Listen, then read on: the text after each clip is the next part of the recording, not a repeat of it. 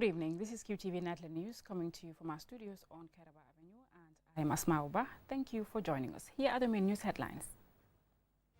After months of political unrest at home, Senegalese citizens resident in the Gambia headed to the polls yesterday, Sunday, to elect their next president. On the commemoration of World Tuberculosis Day on Sunday, the 24th of March, the Gambia's Minister of Health has described tuberculosis as a pressing public health concern globally, including in the Gambia. The Gambia Police Force, in collaboration with their Turkish partners, recently organized the closing ceremony for 180 security personnel who underwent intensive training. The Department of Water Resources, in collaboration with Global Climate Change Alliance GCCA Plus project, organized a consultation with National Assembly members. And the Islamic Cultural Center for Women and Children and Muhammad Yadalu English Arabic School on Saturday held its annual Quranic recitation and Islamic conference. Those and other stories coming through. Do stay tuned.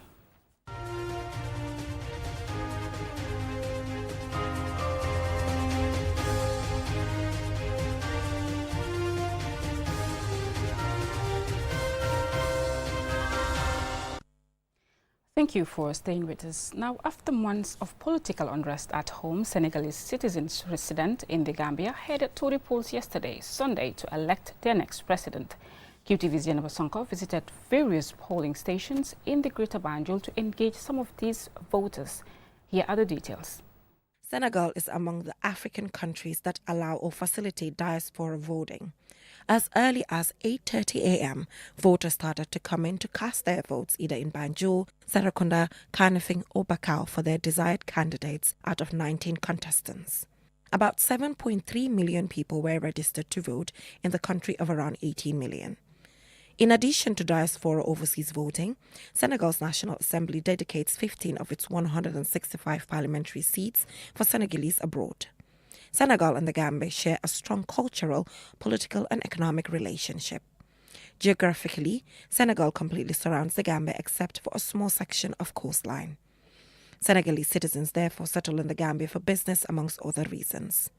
Senegal, one of West Africa's most stable democracies, has been grappling with political uncertainties, such as protests, arrests, killings, and an attempted election postponement till end of year by President Macky Sall. Although there are 19 presidential candidates, many analysts say the actual contest is between Amadou Ba of Senegal's governing Benno Bokk Yakaar and Bassirou Diomaye Faye of the dissolved PASTEF. Alhaji Abdou Kane is the supervisor at the Bakau polling station and reports a smooth voting process. I must say that everything is going smoothly. We start voting around 8 o'clock, sharp 8 o'clock, and people are coming on a regular basis. And then we hope that by 5 we will close the polling station. And there are no irregularities, what we can check right now. We engage Essa Koli, a retired Senegalese teacher, who challenges whoever wins to give young people a reason to stay and work in Senegal. Although Senegal announced a 10-year plan to combat irregular migration last year, young people are still desperate and leaving in significant numbers. A new era is coming for Senegal. With the oil, they are tapping the oil next year, or this year, even the next year. There will be a lot of opportunity for Senegalese boys, more employment to come.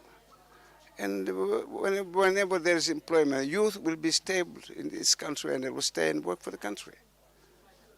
We have so many areas, agriculture, industries, whatever you need, we can make it. Florence Sanyang, a Senegalese chef, calls for a president with a uniting spirit. He makes this call as a result of deaths and arrests that have taken place, prompting anger in the hearts of many Senegalese.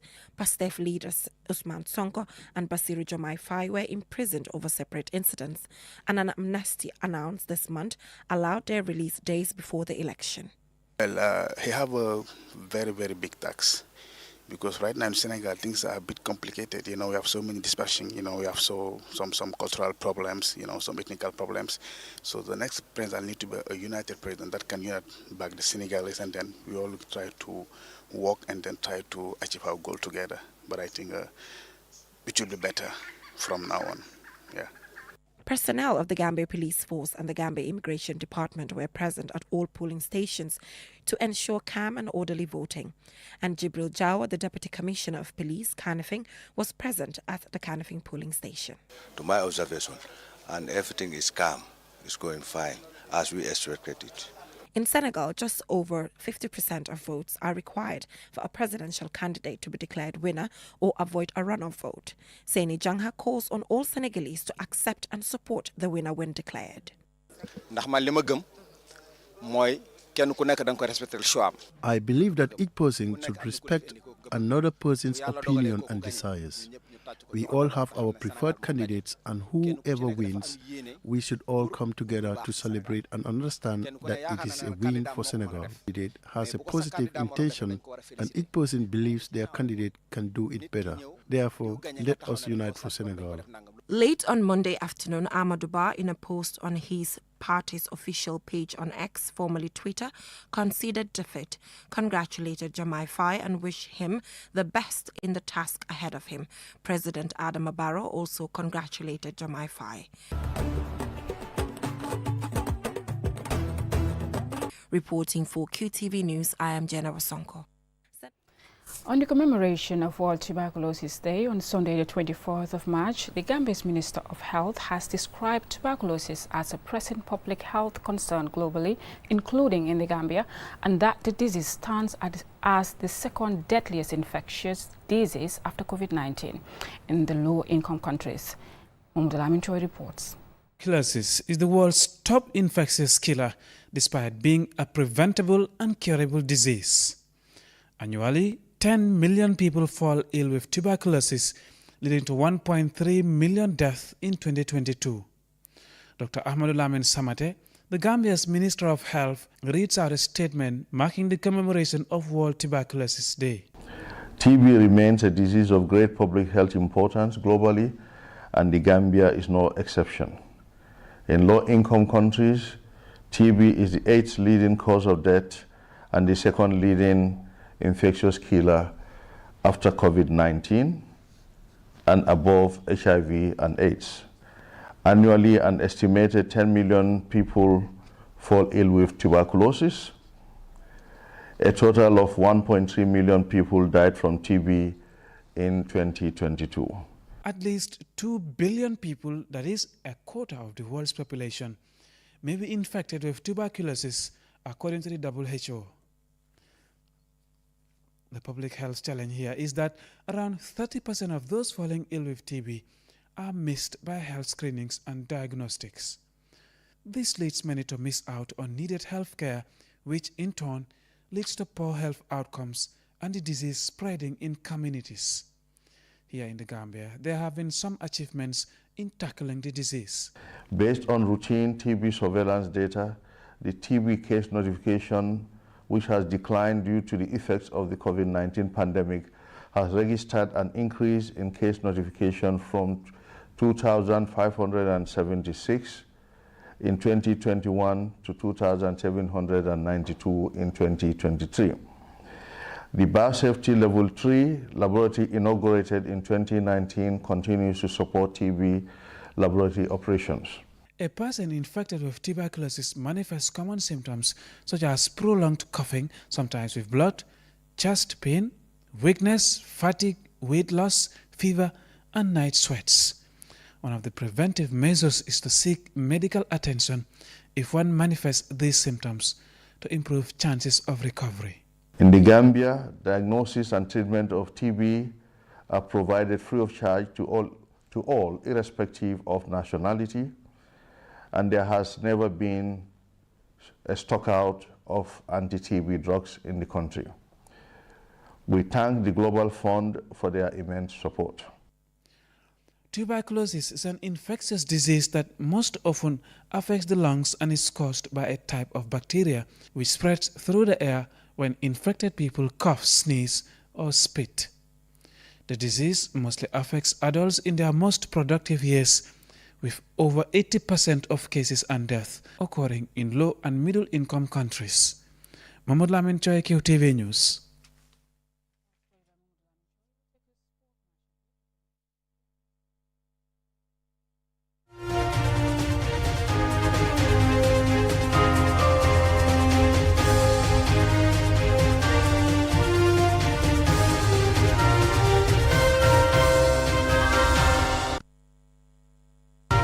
future is now. With QCell's 5G network, experience speeds like never before with our new 5G Rocket Fixed Internet plan. Get speeds from 10 Mbps to 100 Mbps. Your 5G-enabled devices. Walk into QCell headquarters to get one of our 5G routers and experience the true feeling of 5G. Only with QCell. QCell brings you the future. Tech, innovation, incredible speed. The future is now. For more information, call our customer care on 111. QCell, Sunyabus. We innovate, others follow. Terms and conditions apply.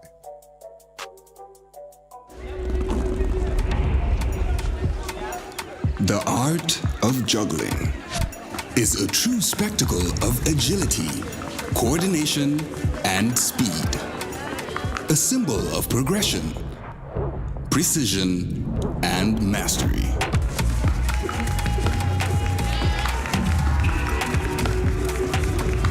"5G speed is like having the juggler in your pocket. With lightning-fast download and upload speeds, you'll easily be able to juggle even the busiest workdays. Whether you're a busy entrepreneur, a creative, or just someone who wants to stay connected, juggle your tasks with ease with QCell 5G speed. The future is here. It's fast, reliable, and efficient. First brought to you by QCell. We innovate, others follow.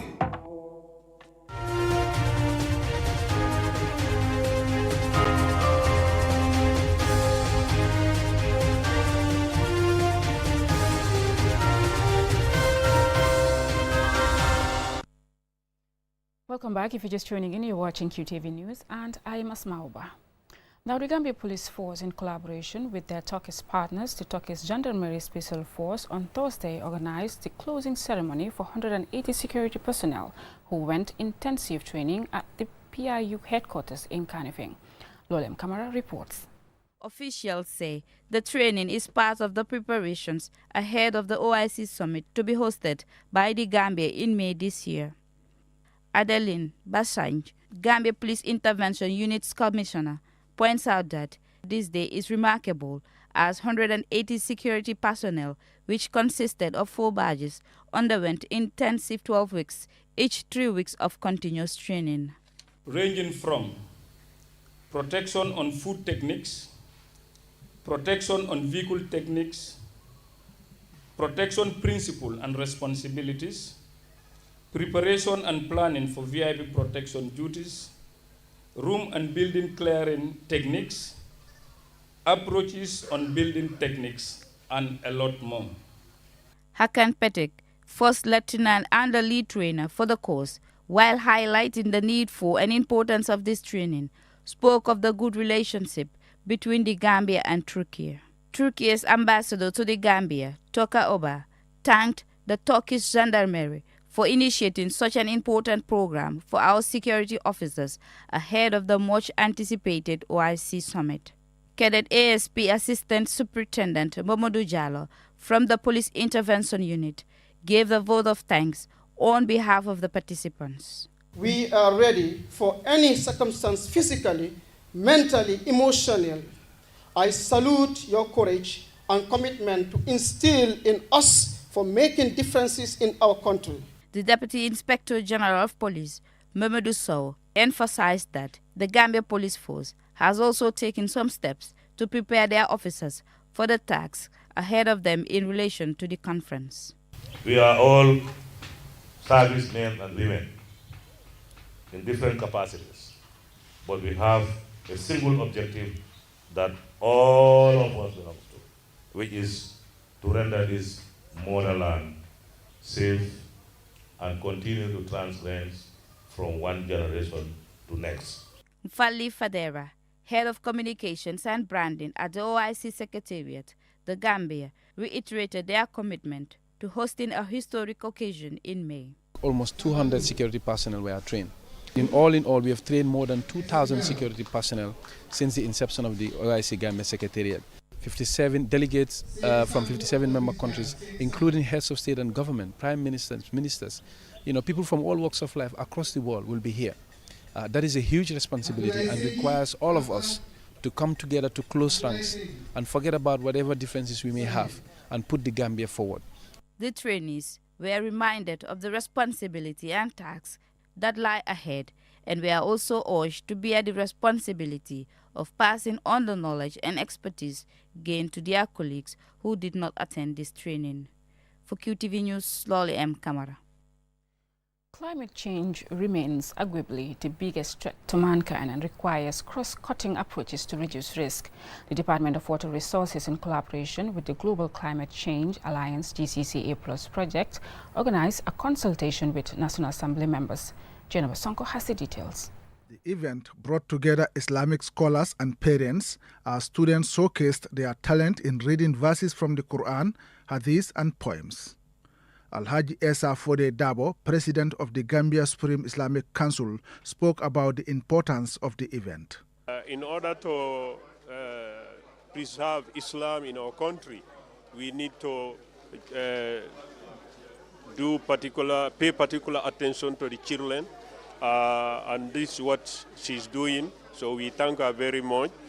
Alhaji Imam Usman Jah, the chairman, board of directors of the school, underscores the importance of such events in inspiring children and parents.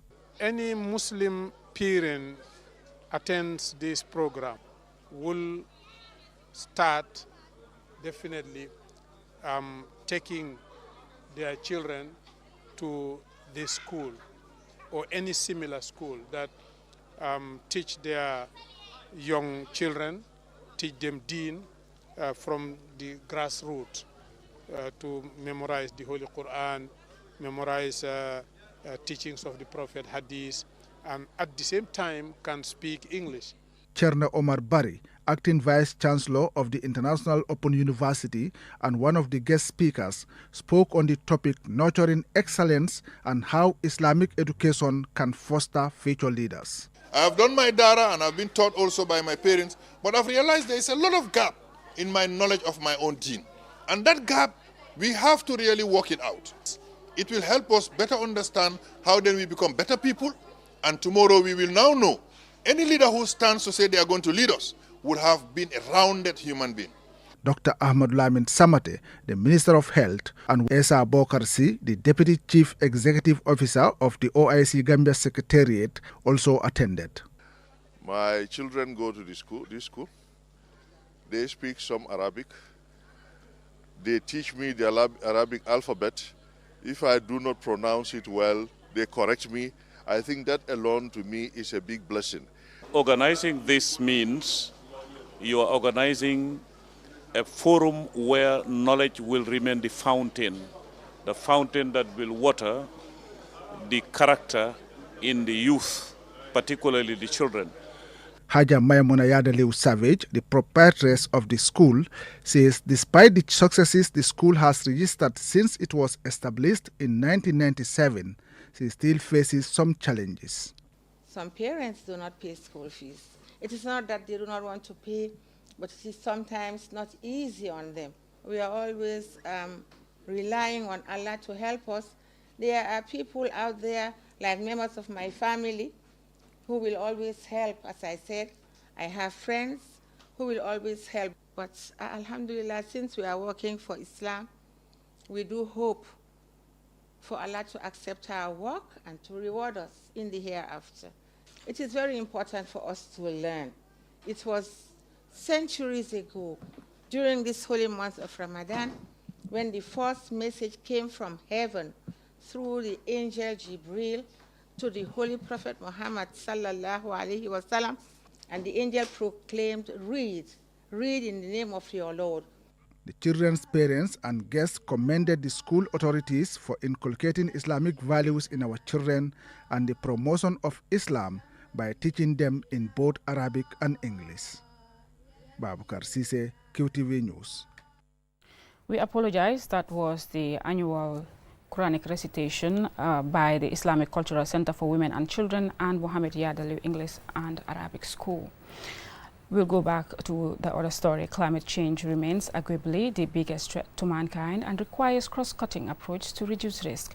The Department of Water Resources, in collaboration with the Global Climate Change Alliance GCCA Plus project, organized a consultation with National Assembly members. Jennifer Sonko has the details.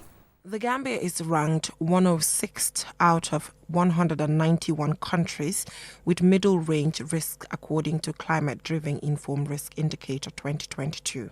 The country is exposed to temperature and sea level rise, which bring about risk of droughts, erosion, temperature rise and flooding, resulting in food security and loss of productive land. Less developed countries, of which the Gambia is one, are severely affected by an increasing debt burden from climate finance resulting from climate crisis. This consultation for National Assembly members, organized by the Department of Water Resources and the GCCA Plus project, seeks to raise awareness on the influence of climate change on key sectors in the Gambia. What is the role of the National Assembly members? With the bill, if it comes to be approved by the National Assembly members, we'll be rest assured that whatever we are doing along the coastline will be in approval or in the direction where all stakeholders are agreed in the interest of the natural resources. A coastal zone management bill is currently at the Attorney General's chambers for subsequent approval by the Cabinet and tabling at the National Assembly. The bill is intended to protect the Gambia's vulnerable coastal zones. One of the key areas that we can intervene in terms of combating climate change problems is by allocating adequate budget resources to the Ministry of Environment and Natural Resources. Basically, that's what we should do. The Department of Water Resources is mandated to regulate and manage the sustainable utilization of water resources, coordinate related policy, and provide timely and accurate weather and climate data and information to promote food security, amongst other things. Here is Fanta B.S. Mane, Deputy Permanent Secretary at the Ministry of Fisheries and Water Resources. It is essential to build the capacity of key stakeholders at all levels. Strengthening the capacity of law and decision makers is essential for the implementation of adaptation actions. For this, it was long felt to have a structured training workshop on climate change mainstreaming for our esteemed National Assembly members here. The Global Climate Change Alliance, GCCA Plus, is an initiative of the European Union. Its overall objective is to build a new climate change alliance between the European Union and the poor developing countries that are most affected and that have the least capacity to deal with climate change. Reporting for QTV News, I am Jennifer Sonko. From local, let's now take a look at international news in a moment.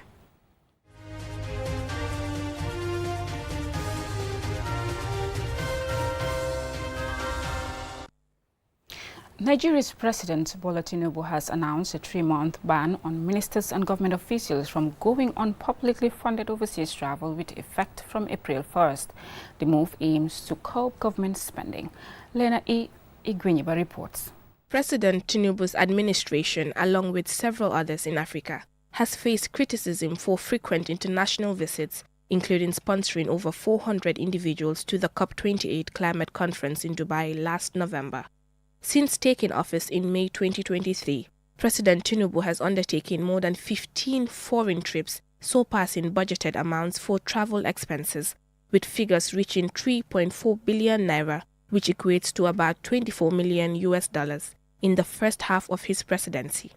Under this ban, officials will only be allowed to travel abroad if it is deemed essential and approved by the president at least 2 weeks in advance. However, the president has not indicated whether he will scale back his own trips, previously defended as crucial for addressing economic challenges and advancing national interests. This measure aligns with similar actions taken by other African countries, such as Malawi and the Gambia.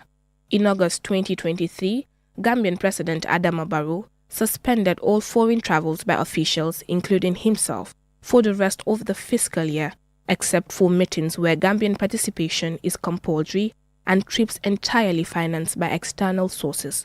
Reporting for KTV News, I am Lena Igwenyiba. Well, that's all we have for you, but before we go, a recap of main news headlines. After months of political unrest at home, Senegalese citizens resident in the Gambia headed to the polls yesterday, Sunday, to elect their next president. On the commemoration of World Tuberculosis Day on Sunday, the 24th of March, the Gambia's Minister of Health has described tuberculosis as a pressing public health concern globally, including the Gambia. The Gambia Police Force, in collaboration with their Turkish partners, recently organized the closing ceremony for 180 security personnel who underwent intensive training. The Department of Water Resources, in collaboration with the Global Climate Change Alliance GCCA Plus project, organized a consultation with National Assembly members. And the Islamic Cultural Center for Women and Children and Muhammad Yadaliu Islamic Arabic School on Saturday held its annual Quranic recitation and Islamic conference. That's all we have for you in this news bulletin. Join us tomorrow at 8 p.m. for another bulletin. Thanks for watching and have a great evening.